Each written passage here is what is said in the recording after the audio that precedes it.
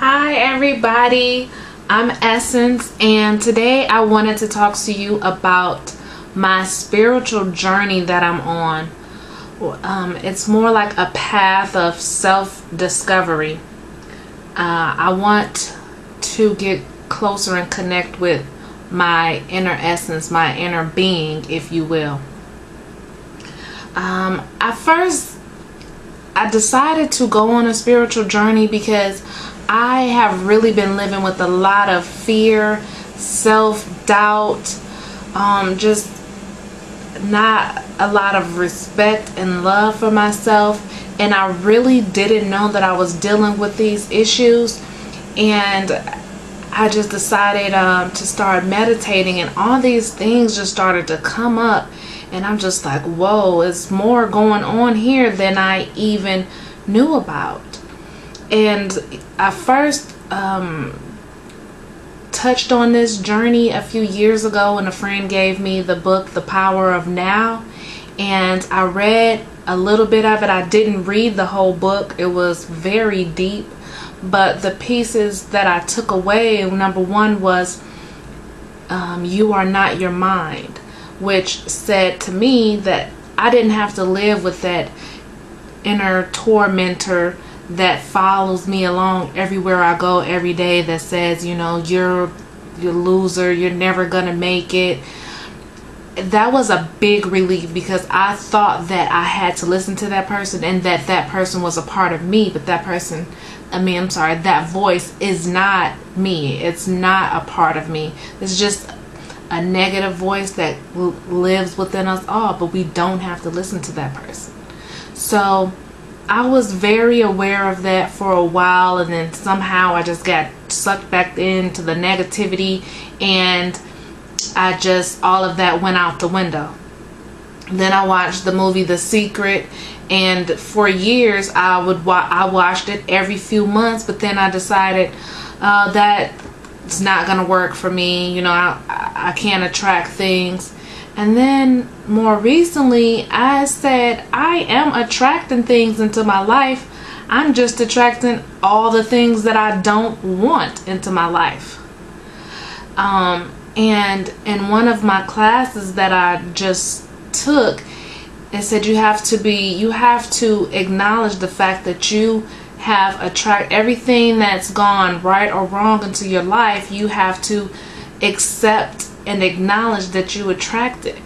And if I'm going to be real, I have to say my house was once in foreclosure. Well, you know, before it got to be in foreclosure, you know, with the notices, I attracted that into my life for years. 5 or 6 years, I would say. If I didn't have my house, I could just move back home to Michigan and stay with my mom and go to school. Things would be so much easier if I didn't have this house, and I could just go back home. Years. I said it over and over again. And it wasn't until that time came where I brought those circumstances into my life where I was possibly going to lose my house that I realized I don't want to lose my house. I love my house. I love living here in Atlanta, and right now this is the place where I need to be. And I'm just like, whoa, I really did attract that. So if I can attract something like that into my life, I should be able to attract better things into my life. And then I decided I wanted to go deeper. It's not just about attracting and manifesting things into my life, material things. I want a better life. I need to learn how to have more of a self-love, more of a connectedness with myself, because I've never been a material person. I don't connect or identify with my house or with my car, but I wasn't necessarily connecting with myself, my inner being, my inner essence either. I was just kind of somewhere in limbo, just like floating. And I would always say, oh, I'm just a free spirit, you know, I just float along. And now that's not sitting well with me. I want to connect with my inner being, my God-given essence. I don't want to look at myself in the mirror and just see this exterior, because sometimes I don't like what I see. And that's another thing that I have to work on. So when I look at myself, I need to see the essence that God created, the beautiful being, the beam of light that I am. That's who I need to see, and that's who I need to fall in love with and connect with. So I'm on this journey, and I've gone to a couple different classes, like a law of attraction class, a manifesting class. I spoke to a spiritual healer, and she brought up some issues from my, I didn't even know that there were issues of my childhood where these things came up, where I have a lot of my, self-doubt and fear and, not liking my body when I look at myself. For years, when I was younger, people will always say, oh, she's so thick. Look at those legs on her. Look at those hips. And I just have grown up hating my hips, hating my legs. Whenever I look at myself in the mirror, I see, oh my gosh, look at that. I'm so sorry, my phone. I look at myself and I just see these big, huge legs and hips.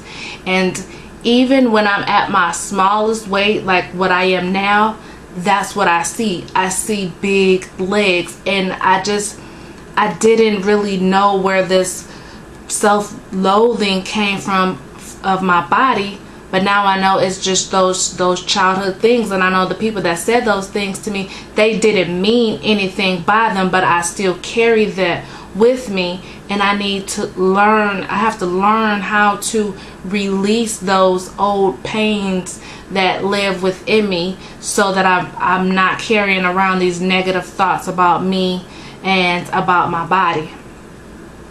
So while I'm on this journey, I want to share everything that I'm learning, because I want to help the way these people are helping me. I know everybody doesn't live in a city where they have these classes and these meetings and things where they can go to. So if I can just help one person by sharing my story, by sharing the things that I'm learning, then I feel like I'm doing my job as a human, and that's to give and to share and to help.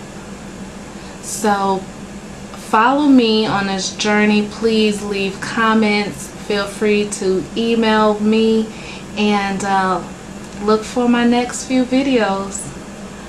Thank you for watching.